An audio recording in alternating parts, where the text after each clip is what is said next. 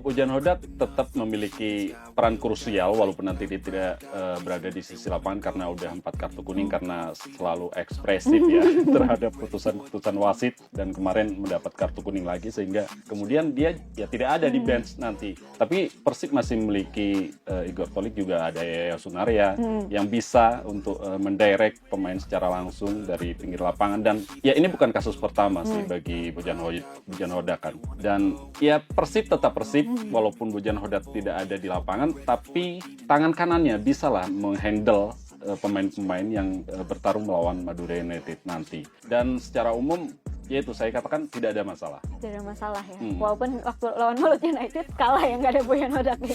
Sebenarnya 2 pertandingan terakhir Madura United terus mengalami progres positif di mana sudah bisa mencetak gol meskipun belum menang. Di mana 5 pertandingan sebelumnya tidak pernah mencetak gol atau sulit. 2 pertandingan terakhir menciptakan peluang dan menciptakan gol. Sayangnya Junior Brandao yang 2 pertandingan terakhir bisa mencetak gol kemungkinan masih akan absen seperti itu, dan Riquelme masih belum menemukan sentuhan terbaiknya seperti itu. Jadi agak kesulitan di lini depan dan mungkin bisa mencoba Aji Kusuma di babak kedua, namun sejauh ini Carlos Pereira belum memberikan kepercayaan penuh karena mungkin melihat situasi tim yang 7 laga belum menang kan menjadi beban mental untuk pelatih tersendiri seperti itu.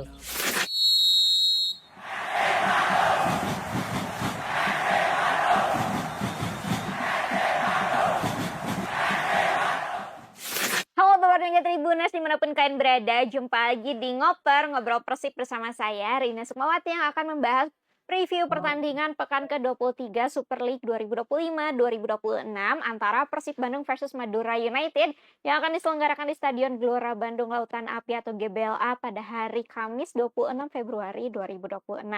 Nah, kalau udah ngoper, tentunya saya nggak sendirian. Kalau di studio sudah ada, bergabung bersama saya ada Kang Giri. Oh, Nah, ya bertemu lagi. Kenapa ketawa-ketawa, Mas? Oh, semangat, soalnya puasa ya. iya. Jadi harus energinya ceria ya. Nah, selain ada Kang Giri, di sambungan telekonferensi juga sudah bergabung nih dari rekan kami di tribunmadura.com, ada Mas Hairul Amin. Halo Mas, selamat sore. Halo semuanya. Sore. Mbak. Selamat bergabung lagi bersama Tribun Jabar ya di Ngoper. Dan kita ngobrol-ngobrol lagi pertandingan Persib Bandung lawan Madura United. Kalau putaran pertama away ke Madura sana, sekarang giliran Madura yang away ke Persib Bandung di Stadion GBLA. Nah, ini pekan ke-23 ya. Di pekan ke-22 kita review sedikit. Persib Bandung lagi-lagi berhasil menang ya, walaupun untuk kesekian kalinya 1-0 ya. Tapi nggak apa-apa kalau kata Bojan Hodak, mencari kemenangan bukan mencari gol. Sekarang ada di posisi pertama, posisinya posisi pertama dengan 50 poin ya. Sempat disamakan sama Persija Jakarta karena Borneo FC kalah ya pada pekan ke-22 kemarin. Sementara Madura United ini setelah 7 pertandingan dari sebelum putaran kedua dan sejak putaran kedua belum menemukan lagi ritme permainan terbaiknya hingga belum berhasil meraih kemenangan dan paling tinggi hasilnya seri ya. Dan saat ini Madura berada di dikit lagi menuju zona degradasi di posisi ke-14 dengan 20 poin. Nah, memang secara klasemen kedua tim ini berada di 2 posisi yang berbeda. Tapi kita bahas dulu, review sedikit pertandingan kemarin yang membuat kedua tim ini ada di posisi mereka sekarang. Nah, seperti tadi Kang Giri dulu ya, Persib Bandung nih. Lagi-lagi 1-0 walaupun rasa-rasanya jadi bobotoh ini dilematis ya, ingin mengkritik tapi nggak bisa juga karena ya karena menang dan tetap ada di puncak klasemen gitu. Dan yang diinginkan ini emang menang, merebut 3 poin dan bisa jadi juara lah nanti di akhir musim. Tapi kalau Kang Giri sendiri melihatnya seperti apa pertandingan pekan ke-22? Ya, melawan Persita pada akhirnya ya 1-0 lagi. Jadi secara umum ya, setelah menang atas PSM itu ada 9 pertandingan. 9 pertandingan itu 7 diantaranya Persib tuh hanya mencetak 1 gol dalam 1 pertandingan. 2 lainnya kalah 0-3 dari Rancaburi, terus kemudian menang 2-0 atas Malut United. Ya secara permainan sebenarnya tidak ada masalah. Yang jadi masalah adalah yaitu gol. Finishing. Sebenarnya peluang juga banyak sih ketika kemarin melawan Persita juga ada 14 tendangan usaha, terus 6 diantaranya on target, tapi ternyata ya cuma itu satu gol dari sepakan sudut kemudian di heading oleh Andrew Yung. Dan ya itu seperti yang dikatakan tadi bahwa secara permainan keseluruhan itu tidak ada masalah. Walaupun Hoda melakukan beberapa perubahan ya, perubahan skema kemarin Tom Hai secara mendadak juga tidak ada dalam squad, dalam DSP juga nggak ada. Terus Levin Kurzawa juga ternyata hanya Tidak jadi masuk ya. penonton. Ya ada banyak perubahan, tapi secara permainan ya standarnya sama. Persib menguasai, melakukan banyak percobaan, dan golnya hanya satu. Tapi seperti yang dikatakan Hoda, kemenangan adalah kemenangan, yang dicari adalah kemenangan, bukan gol. Walaupun ya untuk kemenangan itu adalah gol. Yang penting 3 poin ya. 3 poin tetap di puncak klasemen, dan kebetulan kemarin Borneo FC kalah 1-2 di kandang Dewa United, dan sekarang ya 3 poin jaraknya dengan Persija, tapi Persib kan punya satu tabungan pertandingan melawan Borneo FC, dan ya sedikit bernapas lah. Karena sebelumnya walaupun nanti kalaupun Persija bisa menyamai poin Persib, kan tetap Persib masih di atas. Beda kalau Persib kalah atau terpleset, kemudian Borneo FC yang menang bisa diambil alih. Dan ternyata sekarang ya bisa bernapas sedikit lah. Bisa bernapas sedikit, walaupun nggak apa-apa ya, 1-0 terus, yang penting sampai ya, juara. Walaupun itu bikin deg-degan lah sama Bobotoh. Soalnya gol Andrew Yung kan menit 50, dan itu udah terlalu lama lah. Kalau menit-menit awal mungkin Bobotoh masih bisa kemudian lega, tapi ternyata ya setelah babak kedua baru cetak gol, ya sepanjang itu Bobotoh bisa deg-degan, dan sepanjang itu pula deg-degan lagi, disamain pula kan. Kemarin sebenarnya disamain, tapi ada miss fluid, wasit udah ditiup saat bola belum ditanduk, jadi kemudian dianulir. Oke, nah ini situasinya sedikit berbeda dengan Madura United ya Mas Amin, bahwa dalam 7 laga terakhir Madura United ini kesulitan menemukan ritme permainan terbaik lagi mereka. Nah, kira-kira apa sih ini menuju pekan ke-23 yang menjadi evaluasi Coach Carlos Pereira gitu, untuk melakukan evaluasi saat apalagi menghadapi Persib Bandung gitu ya, menghadapi tim puncak klasemen. Dan di putaran pertama pun ini kalau nggak salah terakhir kali Persib Bandung mencetak lebih dari 3 gol ya. Iya, 4-1 saat itu. Nah, seperti apa nih Mas Amin? Ya, Madura di bawah Carlos Perez sebenarnya awal sempat menjanjikan ketika menang dari Semen Padang, selebihnya ya 7 pertandingan belum menang, dan kalau dikalkulasi 11 pertandingan di bawah asuhan Carlos Pereira baru menang sekali.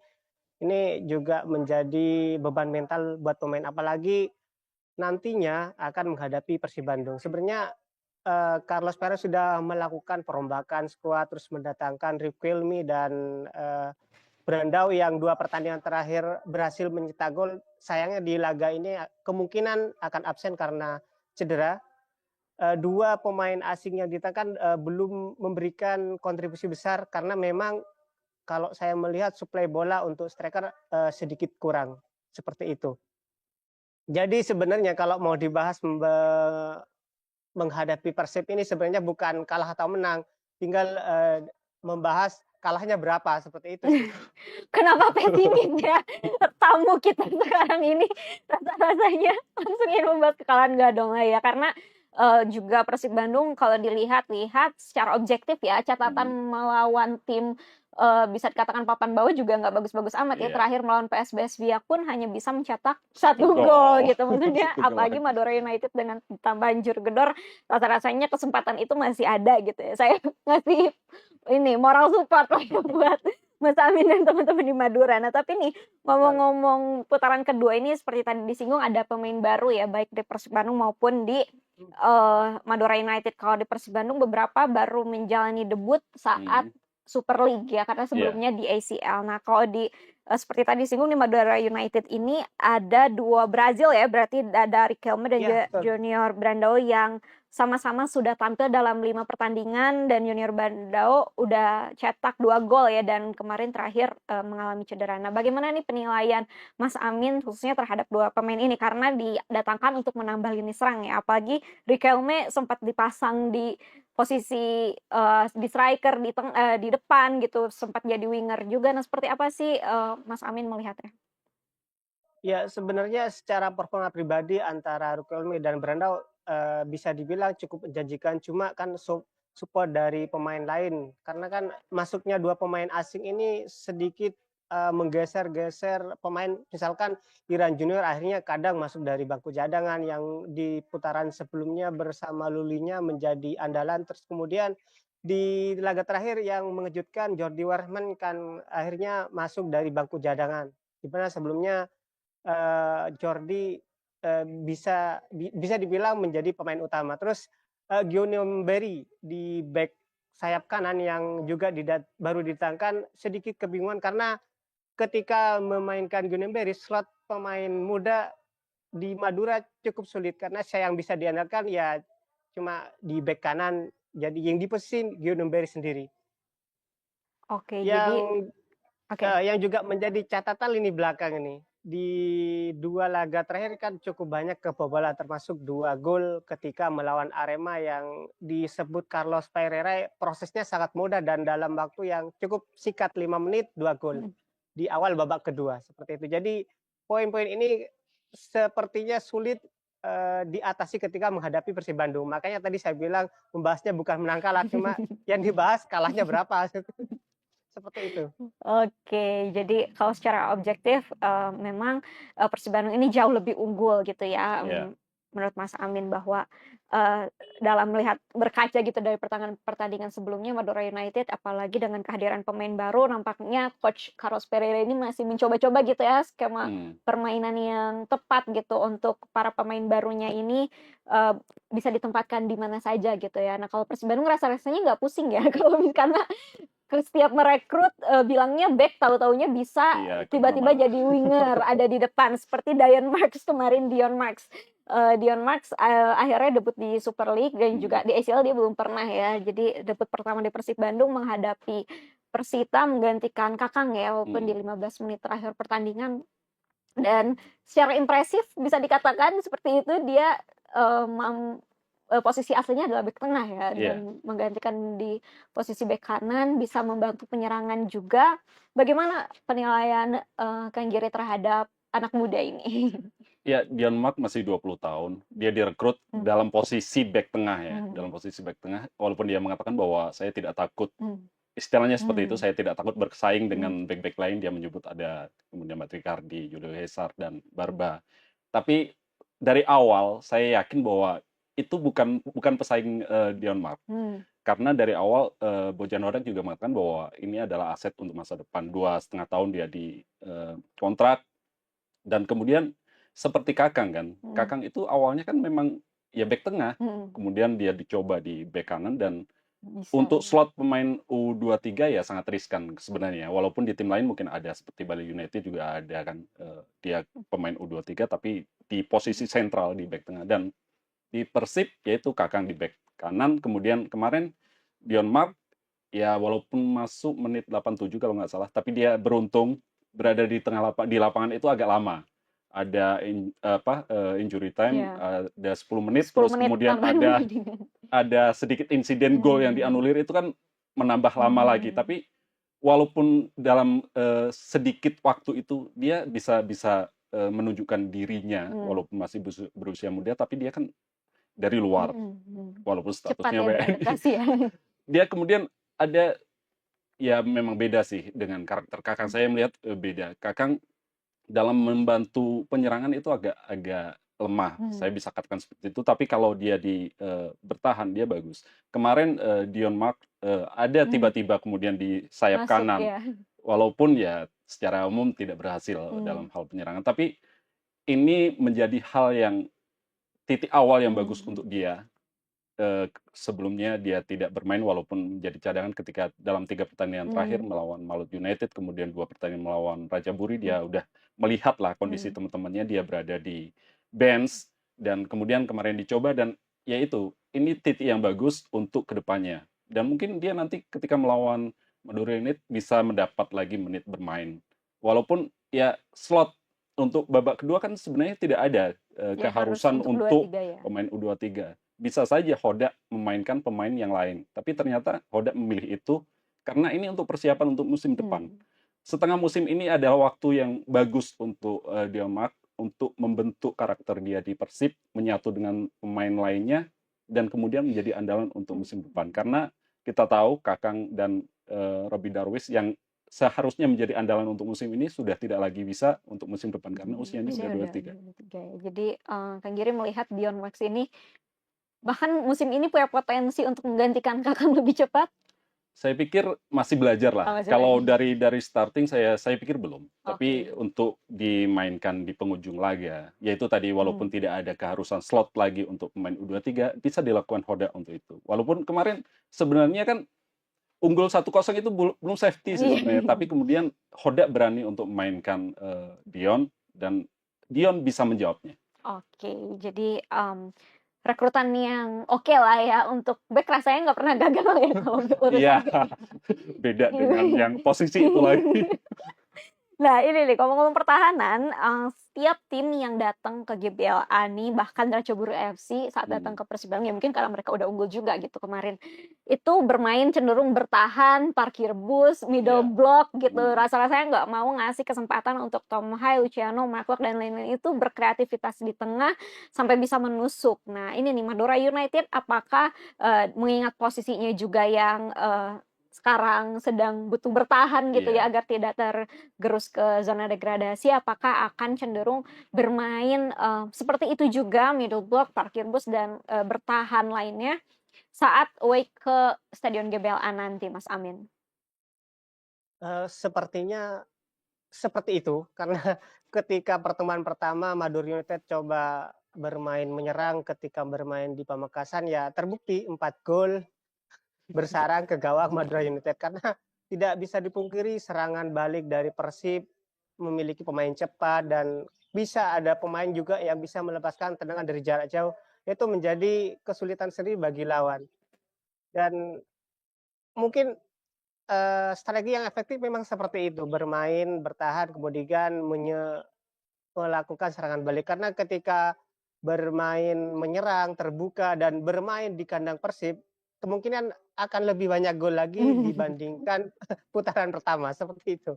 Lebih bumerang ya rasa-rasanya kalau memaksakan Betul. untuk menyerang. Nah, apa sih sebenarnya selain tadi, tentunya adalah persiapan untuk bermain lebih defensif, modal, apalagi nih yang dibawa Madura United untuk bisa away ke Persib Bandung setidaknya untuk, mungkin untuk bukan untuk mengalahkan Persib Bandung, tapi untuk tampil justru lebih baik gitu dari, pertandingan-pertandingan sebelumnya di mana Madura United masih kesulitan menemukan ritme permainan terbaik.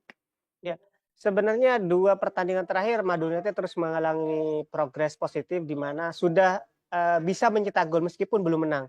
Di mana 5 pertandingan sebelumnya tidak pernah mencetak gol atau sulit 2 pertandingan terakhir menciptakan peluang dan menciptakan gol. Sayangnya Junior Brandau yang 2 pertandingan terakhir bisa mencetak gol kemungkinan masih akan absen.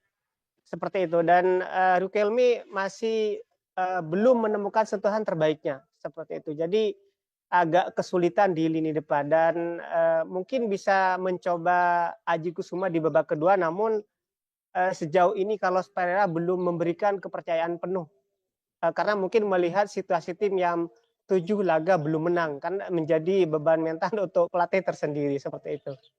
Oke, memang, kalau 7 laga ini rasa-rasanya udah ada pelototan gitu ya dari manajemen mungkin ya, kayak Ya, kok ada akumulasinya 11 pertandingan baru menang sekali ini, bahkan kemarin pernah diledeki ini sebenarnya apa pelatih atau jadi karyawan tetap seperti itu kan 11 pertandingan Iya, seperti itu.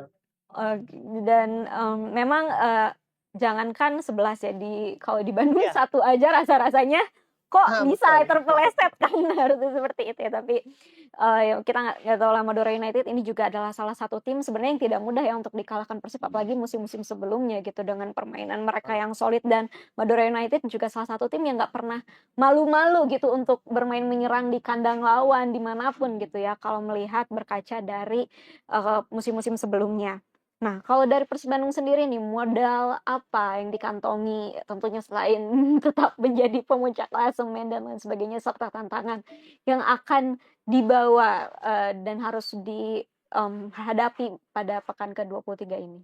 Ya, Persib sejauh ini masih di puncak klasemen itu yang pasti Hmm. akan memunculkan kepercayaan diri pemain ya. Apalagi sekarang menjelang melawan Madura United, Persib itu tidak takut untuk kehilangan posisi pertama. Hmm. Kalaupun kalah, nanti tidak kehilangan posisi pertama. Walaupun Persija menang kan baru menyamai poin. Dan itu secara head to head Persib masih di atas. Dan kalau sebelumnya Persib itu ada tekanan. Imbang atau kalah akan tersalip. Hmm. Dan nyatanya menjelang melawan Madura ini tekanan itu tidak ada. Dan lagi-lagi yang menjadi tekanan yaitu keangkeran GBLA. 11 pertandingan di Super League musim ini selalu dimenangkan 33 poin. Penyumbang terbanyak adalah di kandang. Dan ya ini akan menjadi ya batu sandungan lah setidaknya. Apakah Persib bisa mengatasi tim yang secara level ya di bawah. Terus apakah permainan Persib nanti bisa seperti sebelum-sebelumnya? Nanti tidak ada Bojan Hodak di pinggir lapangan. Itu Apakah dia. itu berpengaruh atau tidak? Kita lihat nanti. Tapi ya secara umum modal ya kemenangan demi kemenangan walaupun cuma 1-0 dan posisi pertama yang pasti itu akan memunculkan kepercayaan diri pemain. Oke, ngomong-ngomong Boyan Hodak, bukan kemungkinan karena akumulasi kartu ya kemarin tidak akan mendampingi, dan sebelumnya juga Boyan Hodak absen pernah dalam laga melawan Malut United. Terakhir kali Boyan Hodak absen Persib Bandung kalah ya Ya, saat menghadapi Malut United. Nah, apakah ketidakhadirannya Boyan Hodak pada laga melawan Madura United nanti akan menjadi situasi yang mirip-mirip gitu, tapi walaupun secara latar belakang beda ya karena saat itu capek kan para pemain katanya, dan sekarang bermain di kandang tapi tetap aja tidak ada pelatih, rasa-rasanya kagok gitu mungkin ya. Nah, itu apakah berpengaruh seperti apa pada permainan Persib Bandung ketidakhadiran Boyan? Bojan Hodak tetap memiliki peran krusial walaupun nanti dia tidak berada di sisi lapangan karena udah 4 kartu kuning karena selalu ekspresif ya terhadap keputusan wasit dan kemarin mendapat kartu kuning lagi sehingga kemudian dia ya tidak ada di bench nanti. Tapi Persib masih memiliki Igor Tolik, juga ada Yaya Sunaria yang bisa untuk mendirect pemain secara langsung dari pinggir lapangan. Dan ya ini bukan kasus pertama sih bagi Bojan Hodak kan. Dan ya Persib tetap Persib walaupun Bojan Hodak tidak ada di lapangan, tapi tangan kanannya bisalah menghandle pemain-pemain yang bertarung melawan Madura United nanti. Dan secara umum yaitu saya katakan tidak ada masalah. Tidak ada masalah ya. Walaupun waktu lawan Malut United kalah ya, nggak ada Boyan Hodak ya. Ya itu bukan sebenarnya saya mengatakan bahwa itu bukan karena Bojan Hodak sih. Ya secara permainan mungkin Persib memang kalah dari Malut United. Ketika di sini juga Malut United kan bukan tim sembarangan juga. Di sana ada banyak mantan pemain Persib yang secara umum ya menguasai permainan. Dan ketika melawan Malut United di kandang mereka tidak ada Bojan Hodak dan kebetulan kalah. Kebetulan ya kalau kebetulan lawan tim yang secara produktivitas gol musim ini paling bagus lah ya, bisa dibilang Malut United. Oke, Madura United mungkin boleh dicatat bahwa tidak akan ada Boyan Hodak di bench kali ini, mungkin bisa jadi keuntungan tersendiri ya karena mungkin solidnya tetap saja kalau misalnya tidak ada pelatih, rasanya akan berbeda. Agak berbeda, tapi tetap saya katakan tidak ada masalah. Tidak ada masalah ya. Nanti WA-an mungkin ya, biasanya langsung nanti ke coach Igor lewat via WA bisa, kali gitu di telepon. Ini kok belum diganti mungkin. Bisa HT biar dekat. Oke, ini kita udah menuju penghujung segmen. Waktunya prediksi susunan pemain. Kita mulai dari tim tamu terlebih dahulu, Madura United. Seperti apa prediksi susunan pemainnya saat melawan Persib Bandung nanti? Ya, untuk prediksi pemain jelas akan ada rotasi terutama di posisi depan dengan absennya Junior Brandao. Namun pertanyaannya apakah berani kemudian Carlos Pereira memainkan striker lokal seperti Aju Kusuma. Tapi kemungkinan prediksi saya rasanya tetap memainkan pemain asing, di mana nanti kemungkinan akan mendorong Iran Junior ke depan, terus kemudian dari belakang ya mungkin tetap Diki Indrayana terus di posisi kiper, dan kemudian untuk bek kanan kemudian kemungkinan akan tetap dimiliki oleh Ferian untuk mengisi slot pemain U23, sementara dua center back Mindonka dan Pedro Montero masih akan menjadi pilihan utama. Posisi bek kiri terakhir itu Taufik Hidayat dan kemungkinan ini akan berganti ke siapa?